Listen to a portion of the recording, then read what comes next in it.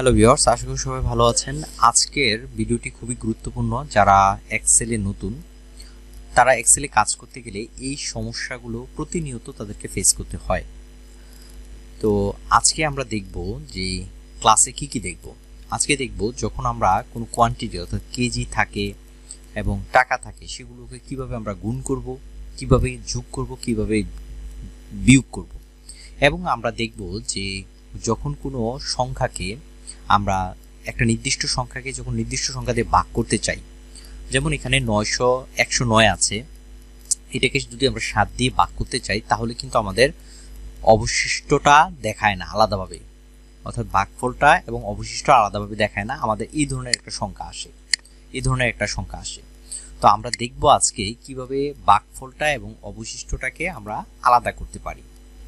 এবং আমরা যখন এক্সেলে কোনো কাজ করতে চাই, দেখুন আমরা যখন একটা কলমে সেলে কোনো কাজ করতে চাই তখন কিন্তু আমরা যখন এন্টার দিই এগুলো কিন্তু নিচে চলে আসে। আমি যদি বিষয়টি একটু ক্লিয়ার করতে চাই, যেমন এখানে আমার ফ্রুটস আইটেম আছে, যদি আমি এখানে লিখি যে ম্যাঙ্গো, অর্থাৎ এটা হচ্ছে গ্রুপ আর এটা হচ্ছে আইটেম, আমরা একটা সেলের ভিতরে অনেকগুলো ফ্রুটস লিখবো, ফ্রুটসের নাম লিখবো।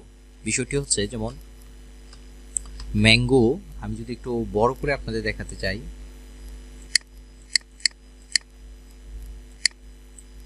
যেমন ম্যাঙ্গো লেখার পর যদি আমরা এখানে আসলাম, ম্যাঙ্গো লেখার পর যদি আমরা এন্টার দিই, দেখুন এটা কিন্তু পরের সেলে চলে যাচ্ছে, অর্থাৎ এই সেলটাতে কিন্তু থাকছে না।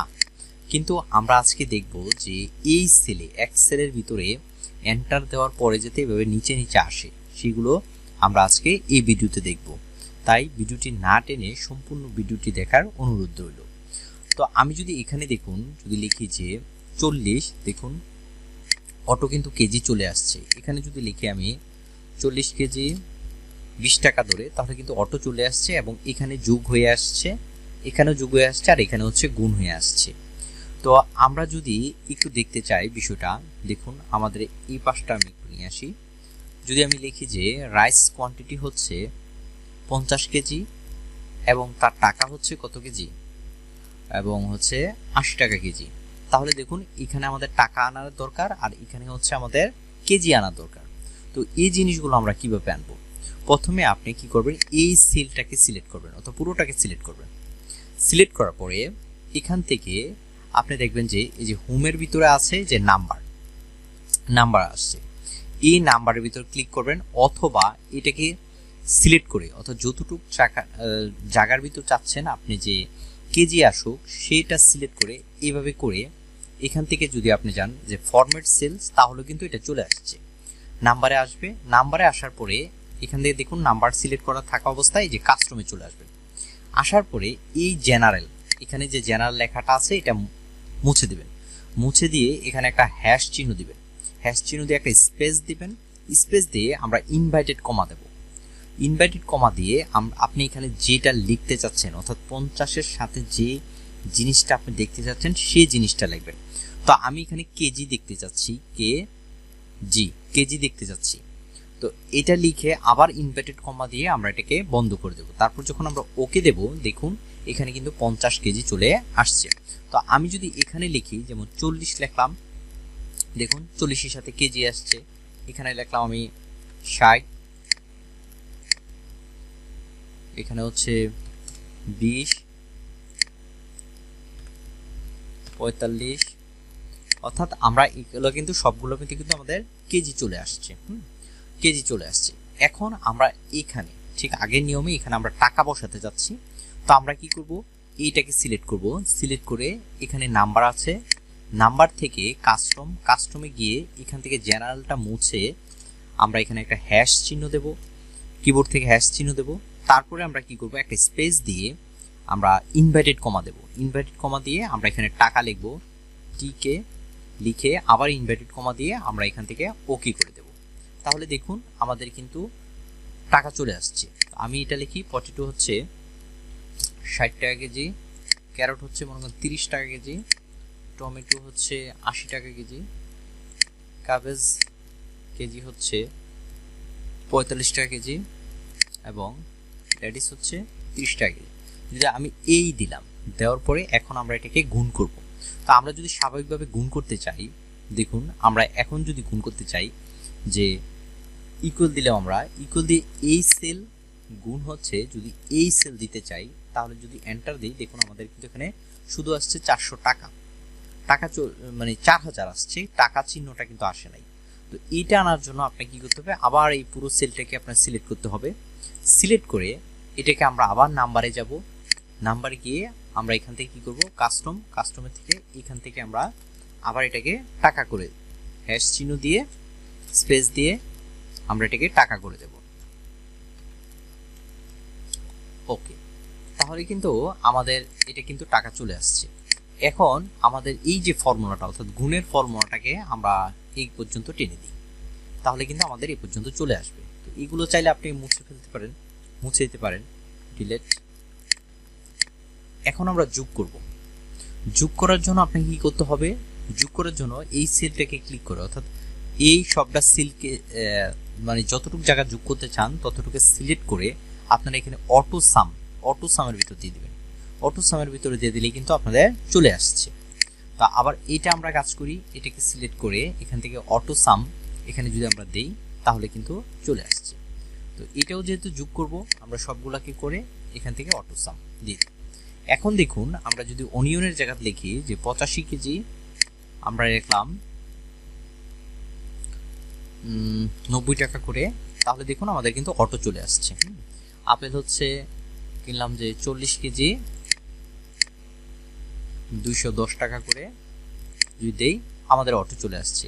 ম্যাঙ্গো কিনলাম 60 কেজি এবং এখানে কিনলাম 80 টাকা করে, তাহলে কিন্তু আমাদের অটো চলে আসছে। তো আশা করি আপনারা বুঝতে পারছেন এই সিম্বলগুলো আপনারা যেটাই বসাতে চান না কেন ঠিক একেবারে একই নিয়মে আপনারা বসাতে পারবেন। তো আরেকটু বিষয় আমরা এখানে দেখি যে এখানে একটু যদি দেখি আমরা এটাকে জুম করে একটু বাড়িয়ে নিই, দেখুন এখানে আছে আমাদের অ্যামাউন্ট আছে 109, এখন পার্সন আছে 7 জন, অর্থাৎ 109 কে আমরা 7 দিয়ে ভাগ করব। ভাগ করে যদি আমরা এখানে দেখি ভাগফলটা দেখতে চাই, তাহলে আমরা স্বাভাবিকভাবে কি করি, আমরা ইকুয়াল দিয়ে এই সেলটাকে সিলেক্ট করে ভাগ চিহ্ন দিয়ে এই সেলটাকে সিলেক্ট করি। তখন আমাদের দেখুন এখানে চলে আসছে কত 15.57 সামথিং, অর্থাৎ এটা কিন্তু আমাদের স্বাভাবিক নিয়ম। তো আমরা দেখতে চাই যে আমাদের ভাগ করলে ভাগফলটা আলাদা থাকবে এবং যদি অবশিষ্ট থাকে সেটা আলাদা থাকবে। তো এই জিনিসটা আমরা কিভাবে দেখব, এই জিনিসটা আমাদের দেখার জন্য একটু বাড়িয়ে দিই। এই জিনিসটা করার জন্য আপনারা এখানে আসবেন, এসে ইকুয়াল দিবেন। ইকুয়াল দিয়ে আমরা একটা অপশনকে কল করব, এই যে QUOTINT কোয়ান্টিট, অর্থাৎ এইটাকে আমরা কল করব। হ্যাঁ, এটাকে কল করব। এটাকে কল করে আপনারা দেখুন প্রথমে আছে আমরা এইটা লিখব, এই সেলটাকে সিলেক্ট করব, তারপর কমা দিয়ে এই সেলটাকে সিলেক্ট করব। সিলেক্ট করে আমরা ব্র্যাকেট ক্লোজ ব্র্যাকেট দিয়ে এন্টার দিয়ে দেব। দেখুন আমাদের কিন্তু 15 ভাগফলটা কিন্তু চলে আসছে 15। এখন আমরা অবশিষ্টটা বের করতে চাই, তাহলে কিভাবে করব, অবশিষ্ট বের করার জন্য ইকুয়াল দিয়ে আমরা একটা অপশনকে কল করব, যেমন মোড।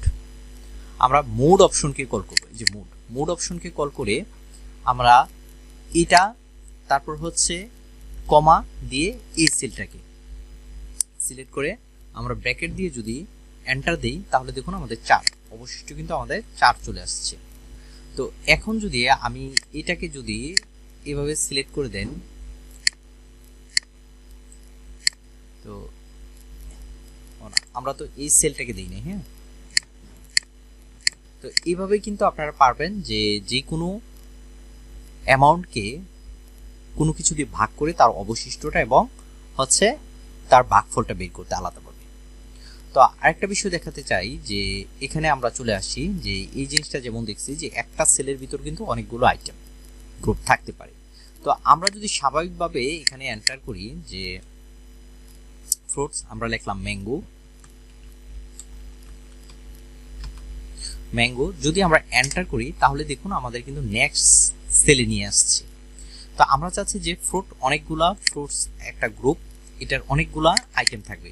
তো আমরা এটার জন্য কি করব, তো প্রথমে আপনি প্রথমটা লেখার পরে কিবোর্ড থেকে অল্ট এবং হচ্ছে এন্টার বাটন, অল্ট চেপে ধরে এন্টার বাটন চাপ দিবে, আপনার নিচে চলে আসবে। এখন যদি আমরা লিখি ব্যানানা, তারপরে আবার দিতে চাইলে আবার নিচে লিখতে চাইলে অল ধরে এন্টার। এখন যদি লিখি ব্যানানা পর লিচি,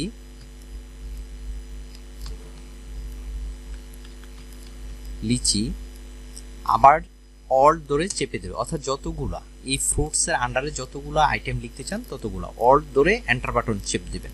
তা আমরা যদি লিখি লিচি, ব্যানানা, তারপর লিখলাম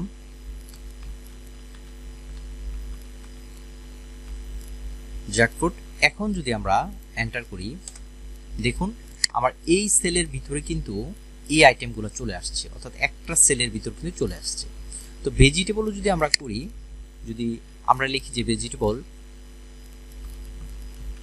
পটেটো, যদি এন্টার করি স্বাভাবিকভাবে কিন্তু নিচের সেলে মেয়েদের চলে আসছে। তা আমরা এই এন্টারটা করব কি চেপে ধরে, অল বাটন, কিবোর্ড থেকে অল বাটন চেপে ধরে এন্টার করব। পটেটোর পরে হচ্ছে টমেটো, টমেটো, তারপর আবার অল বাটন চেপে ধরে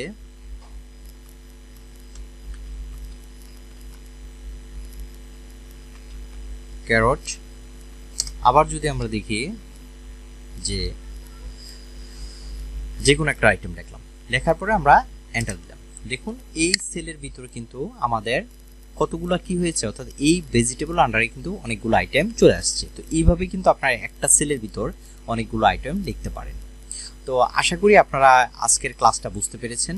যদি কেউ এই বিষয়ে না বুঝেন অবশ্যই আমার ভিডিওর নিচে কমেন্ট করবেন, আমি আপনাদের রিপ্লাই দিতে প্রস্তুত থাকব। তো ভিডিওটি ভালো লাগলে অবশ্যই আমাদের চ্যানেলটিকে সাবস্ক্রাইব করে রাখবেন।